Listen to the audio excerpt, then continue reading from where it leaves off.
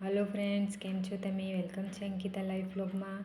तो सवारे चाय नास्तो कर लीधो है बधाए अने पोतपोताना कामे लागी गया है। शिवानी एना प्रोजेक्ट बनाववामां लागी गई है अने आयुष कॉलेज चाल्यो गयो है। चाय नास्तो कर लीधो है एणे, तो ये बपोरे आवशे एटली वारमां हूँ बनावी नाखीश जमवानुं। अने हजू अहींया खूब ज लोट वेरायेलो है, भाखरीओ बनावे छे तो लोट खूब उडे है केम के गरमी खूब ज लागे है हमणां तो। અને પાછા પણ બંધ છે માટે પાછળ એટલે ઘર છે બીજાના, તો એટલો બધો પવન નથી આવતો સીધો તો મારે પંખો ચાલુ કરવું પડે છે અને જેમ જેમ ભાખરીઓ બનાવતી જાઉં છું તેમ તેમ લોટ પણ ખૂબ ઉડે છે। તો આજુ આમાં પેપર અહીંયા એક મૂકી જ રાખું છું, પાટલીઓ આમ તેમ સરકી જાય છે એટલા માટે।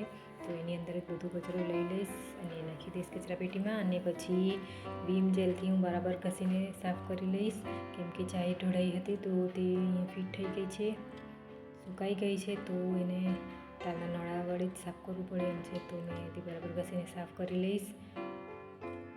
આવી રીતના ઘણીવાર સાફ કરવા માટે મારો ટાઈમ ગયો છે અહીંયા। તો આ ડબ્બાઓ પણ ચાયના ડબ્બાઓ વગેરે મૂક્યા છે, તો તે પણ ભાખરી બનાવતા તે જ હાથથી નાખી દેવું પડે છે મારે, તો જલ્દી ઉતાવળમાં એને પણ હું બરાબર સાફ કરીને મૂકી દઈશ।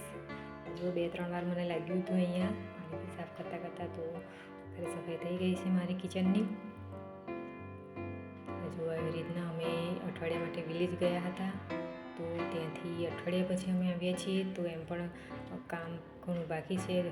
એક હપ્તે અમે જયા કરીએ છીએ વિલેજમાં, તો કામ તો જેમનું તેમ જ છે। તો અત્યારે હું બધા વાસણો બહાર કાઢી નાખ્યા છે, તો તેને પણ હું માંજી લઈશ અને જો એક પછી એક કરીને બધા વાસણો માંજી નાખ્યા છે મેં, અને જે થોડા ઘણા બાકી છે તો તે એવી રીતના સરખા ધોઈને મૂકી દઈશ મેં। અને સફાઈ કરતાં મારે થોડું રાંધતા પણ જવું પડે છે રસોઈ બનાવતા, કેમ કે ઘણી વાર લાગે છે પછી ખૂબ મોડું થઈ જાય છે। તો હું થોડું અહીંયા રસોઈનું કામ પણ કરતી જ જાઉં છું। દાળ ચડાવવા માટે મૂકી દઈશ અને હજુ ગેસમાં થોડું પાણી ભરાઈ ગયું એમ લાગે છે, તો બધું હું ચેક કરી લઈશ અને પછી એકવાર ટ્રાય મારીશ ચૂલો સળગે છે કે નહીં તો પછી ગરમ કરવું પડશે, સુકાવા દેવું પડશે, પરંતુ આ સળગી ગયું છે જો।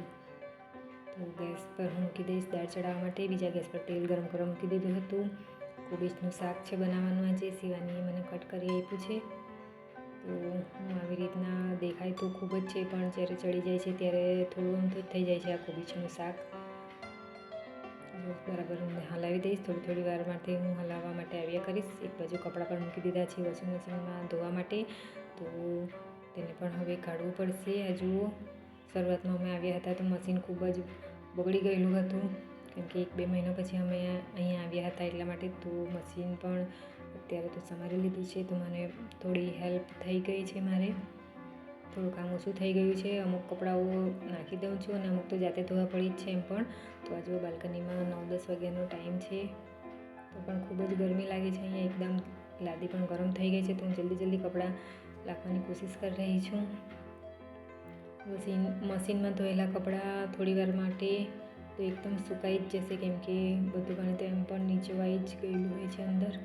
તો 1 કલાકમાં તો લઈ લઈશ, નહીં તો પછી બધા કપડાંનો કલર ઉડી જશે। અને હું નાહી ધોઈને આવી ગઈ છું, દાળ પણ ઉકાળવા માટે મૂકી દીધી છે વઘારીને। અને જો શાકને હું થોડી વાર માટે હલાવતા જાઉં છું, પણ બંધ કરી ગઈ હતી શાક, અને કુકરમાં ચોખા મૂકી દઈશ। સુપડામાં હજુ પણ મને ખૂબ ગમે છે સફાઈ કરવાનું, તો ભાખરીઓ બનાવવાની બાકી છે, તો તે પણ હું હવે બનાવી લઈશ એક પછી એક કરીને। ખૂબ ગરમી લાગી રહી છે, તેલવાળી ભાખરી નથી ગમતી કોઈને, માટે હું આવી રીતના ફુલકા રોટલી બનાવું છું। અને ગામથી કેરીઓ લઈ આવી હતી, એમના પપ્પા પણ આવી ગયા છે અહીંયા, થોડા દિવસ માટે અહીંયા રહે છે, થોડા દિવસ વિલેજ જાય છે, એવું કર્યા કરે છે। તો આવી રીતના મસાલો લઈ આવેલી હતી ત્યાંથી, તો રાઈ નાખીને પછી એનું આવી રીતના અમે કામચલાઉ વઘાર કરી દઈએ છીએ। અને કેરીનું અથાણું અમારું તૈયાર છે રોજનું, 1-2 દિવસ માટે ચાલશે, વધારે દિવસ તો નહીં મૂકી રખાય કેમ કે ફૂગ ચડી જશે એટલા માટે। અને હજુ આવું બન્યું છે કેરીનું અથાણું। અને આ હું ટ્રોલીઓ બધી બહાર કાઢી મૂકી હતી। આ કિચન તમે આગળના વિડીયોમાં જોયું હશે, મેં સાબુથી અને વીમ જેલથી ખૂબ જ અહીંયા ધોઈને સાફ કર્યું હતું, તો સુકાઈ ગયું છે। અને અગર એમ જ રહેવા દઈશ તો પછી કાટ લાગી જશે, એટલે કોપરેલ વાળમાં લગાવવાનું નારિયેળ તેલ તે હું લગાવીશ, કેમ કે બીજું તેલ લગાવવા જઈશ તો બધું કાળું થઈ જશે, એટલા માટે આ જ સારું રહેશે. અને જો અહીંયા પણ જંક લાગી ગઈ છે આ ટ્રોલીમાં, તો એને તાળના નોળાથી અને વિમ જેલથી લીંબુથી કરીને હું બધી રીતના ઘસીને એને સાફ કરવાની કોશિશ કરી રહી છું. એક ટ્રોલીને સાફ કરતાં અડધો કલાક થાય છે મને. જ્યાં હાથ જાય છે ત્યાં તો હું સાફ કરી લઈશ, બાકીનામાં તો મારે બ્રશ જૂનું પડ્યું હતું તેનો ઉપયોગ કરું છું. હજુ વધારે વાર માટે આ ટ્રોલીને સનમાં મૂક્યું છે એટલે પાણીમાં નહીં રહેવા દેવાય, તો હું જલ્દી સાફ કરી લઈશ. પાણી લાખીને હવે ધોઈ કાઢીશ અને સુકાવા માટે મૂકી દઈશ. હજુ પણ અંદર હાથ નથી જતો તો આ બ્રશનો ઉપયોગ કરી રહેલી છું મેં, જુઓ એવી રીતના. અને આ સુકાઈ ગયું છે. આગળ જે મેં ટ્રોલીઓ ધોઈ હતી તે બધી સુકાઈ ગઈ છે. અહીંયા પણ કોપરેલ લગાવી દઈશ જેથી ખોલ બંધ કરવા માટે મને સરળતા રહેશે. અને બાકીનામાં પણ હું નારિયેળ તેલ લગાવી દઈશ એટલે અહીંયા પણ કાટ નહીં ખાઈ જાય. તો આવી રીતના હું સેટ કરી દઈશ એક પછી એક બધી ટ્રોલીઓને, અને વાસણો મેં અંદર પછી મૂકવાની કોશિશ કરીશ. મારો વિડીયો પસંદ આવે તો લાઈક કરજો, સબસ્ક્રાઈબ કરજો. મળીશું નેક્સ્ટ